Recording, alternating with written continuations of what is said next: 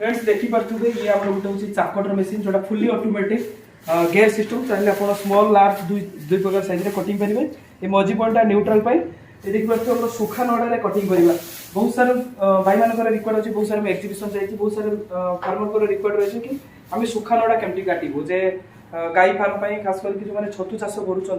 छतु चाषी मान बहुत सारी समस्या रहे आम सुखा नड़ा केमती काटू सुखा नड़ा हाथ में जब काटुए देखी पारे गोटे पुराना मॉडल देखी पारे गोटे हाथ कटा अच्छी ये सब जिन कौन हुए ना बहुत सारे टाइम वेस्ट हुए तो बहुत परिश्रम हुए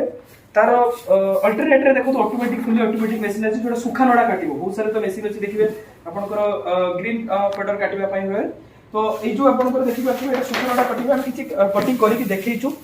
देखि पाथबे को टाइप रे देखो देखो साइज देखि पाथबे सुखा नड़ा कटिंग किछि देखि पाथबे बहुत छोटो टाइप रो कटिंग आछि बहुत बढ़िया फाइन भी कटिंग करछि तो मु एबे मशीन टेस्ट करके आपनको देखैबी कि को टाइप रो ये नड़ा कटिंग करछथि